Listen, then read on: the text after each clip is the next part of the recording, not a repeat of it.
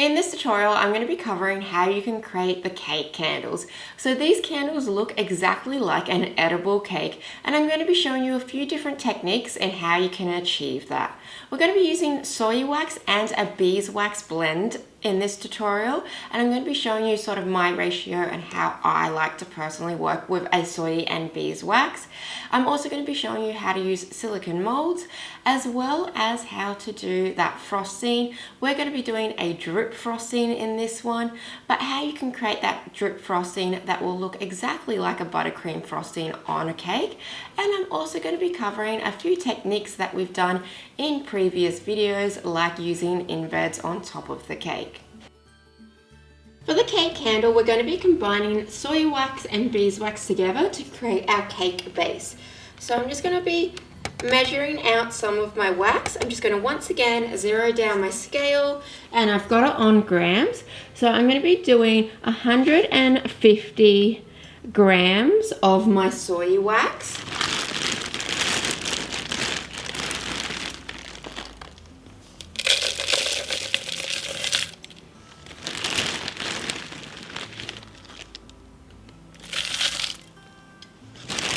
And then I'm going to also be measuring out 100 grams of beeswax. The beeswax that you want to look for is the white pellet beeswax. You definitely don't want to be using the natural kind of beeswax because it's going to have that yellow undertone through it.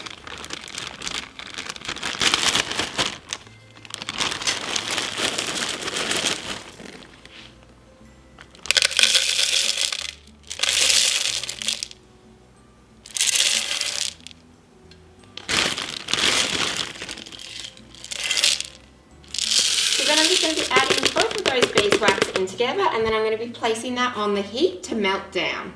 Here's an example of the cake that I am going to be making, and what I'm currently melting down is this layer and this layer together.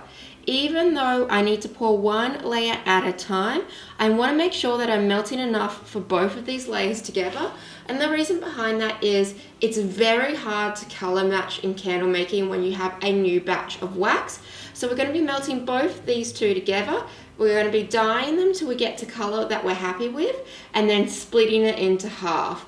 And the reason why is because it would be very hard for me to get the exact same color. So if I only did the first layer, melted enough wax for the first layer, let that set, did my middle layer, and then tried to then melt and color match back to the first layer, it's going to be very hard. So this is the mold that we're going to be using. I've just given it a clean out with some alcohol spray just to make sure there's nothing in there that could affect the way it sets. Now, because of the mold, we actually want this to be the top of our cake. So when we do pull it out, it's going to be getting flipped upside down.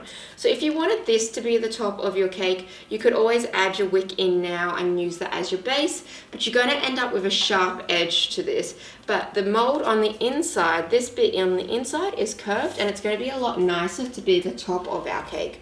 So I'm not going to be adding a wick into this because I will be flipping this cake upside down. While my wax is melting down, I'm going to be measuring out my fragrance. Now I'm going to be using a chocolate flavored fragrance today because I'm doing a chocolate candle. So you can obviously match your fragrance to the type of candle you're doing, but because I'm doing a chocolate cake, I want to do a chocolate fragrance. So I want about 15 grams for my 2 layers. So I'm going to be just measuring out my fragrance now.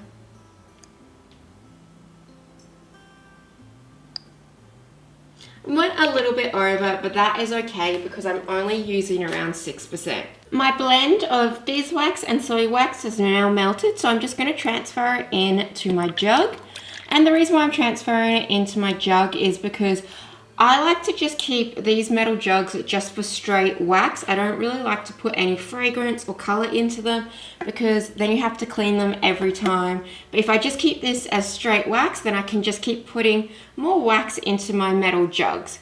So I'm going to be transferring that into a plastic jug, and I'm going to check my temperature just to make sure it is at the correct temperature to add my fragrance in. This fragrance has a flash point of 65. And we're currently sitting on 66 degrees. So that is perfectly fine to add in. It's just 1 degree off. And then I'm going to give that a really good mix together. Because I'm doing a chocolate cake, I'm going to be using a brown coloured liquid dye to represent my chocolate.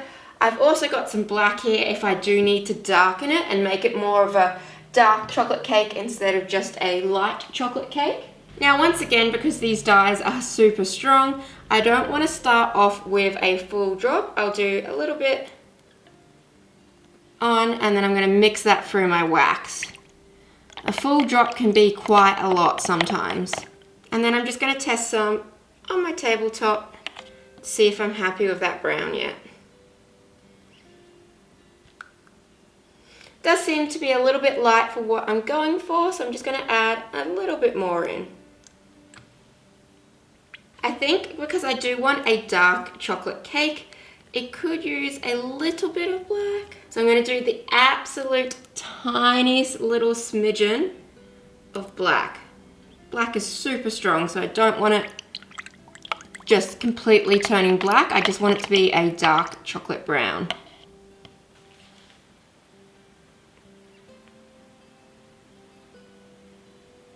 And I've poured out exactly half the amount of my wax into my silicone mold.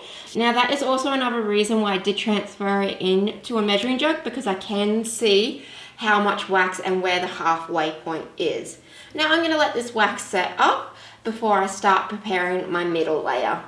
My first layer has pretty much set, but there's still a little bit of heat in it, so it's time to add my buttercream layer. So I've already got a little bit of dye in the bottom of my container, and I'm just going to pour my buttercream. Now my buttercream is the same sort of beeswax and soy wax blend, so I did a 60-25 blend for this one. So 60 of my soy and 25 of my beeswax, and I've just added my color in, and I want this to be darker than my I guess my sponge cake. So this is going to be the buttercream, and it's also going to go on top. So I want to have a little bit of this left over to do my sort of icing on top. So I want this to be just a little bit darker. It is up to you whether you want to fragrance your buttercream. It's completely personal preference.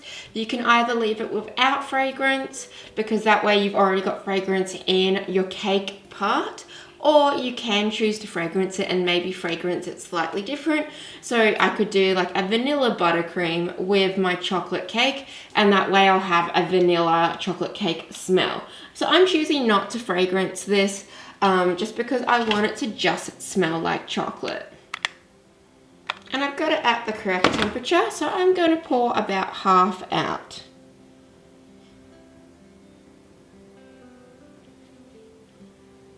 And I'm going to leave the rest of this to do the top of my cake, and I'm going to put this to one side. So now that our buttercream layer has set, I'm going to now add in my skewer to create a place for my wick.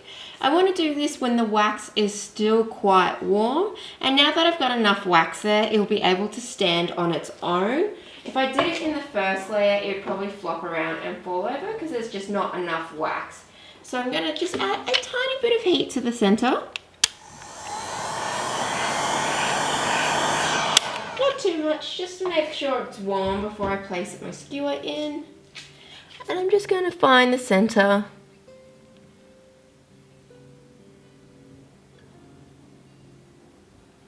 And just place that down.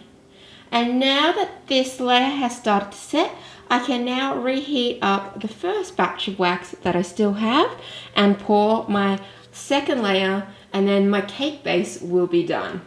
So I just melted the second part of my first lot of wax down, and it's time to just pour on top and repeat that process.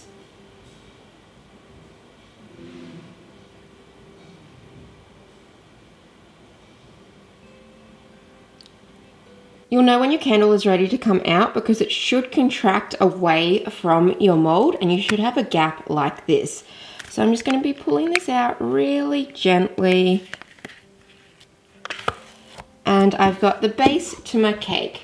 So what I'm going to do now is I'm going to add my wick in, and then we're going to start on the buttercream on the top of our cake. Now, if you're finding that you don't have enough of a hole to put your wick through, so I've got a big hole here, but not one here, and your cake is hardened, what you would need to do is you want to heat up your skewer a little bit and soften your wax slightly, so that way you can just pop that through and get the hole. So I've got a really big hole at the bottom, but obviously I didn't push the whole way through or didn't make enough of a hole for that to come through. So all I need to do is heat this up.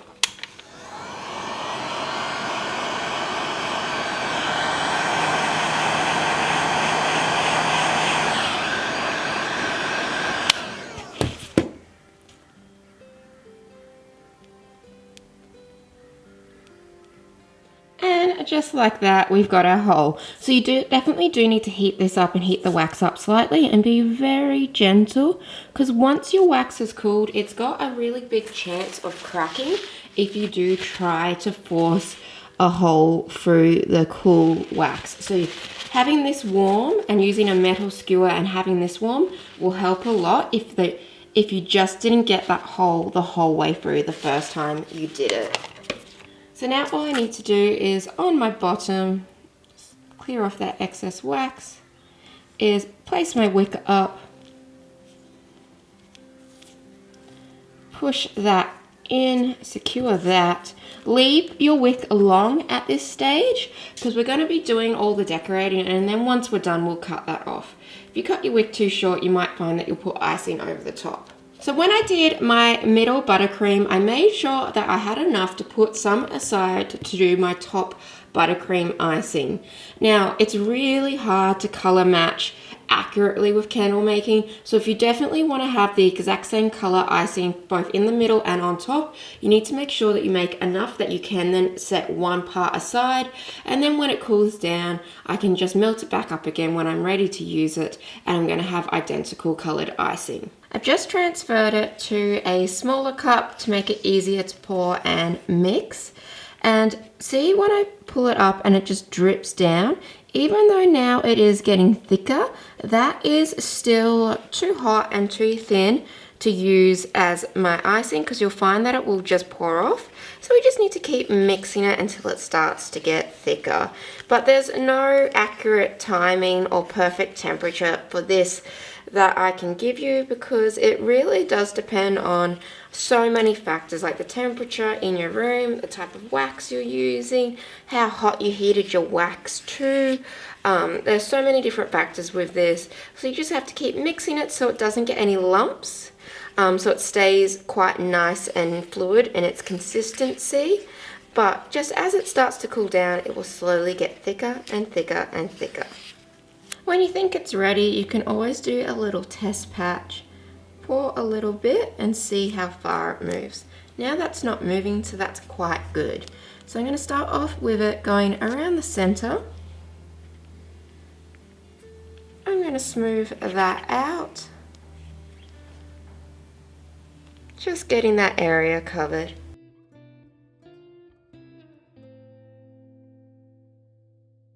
And then I'm going to start pouring it around the sides.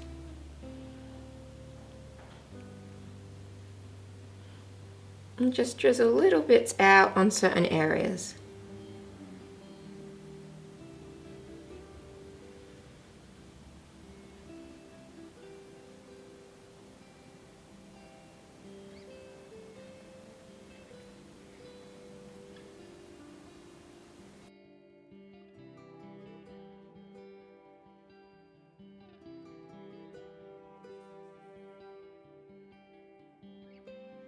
Now, if you're finding as you're working with it, your wax is starting to set, you can always reheat this wax back up, melt it back down and start the process again, or use a heat gun to help smooth out the top of the surface.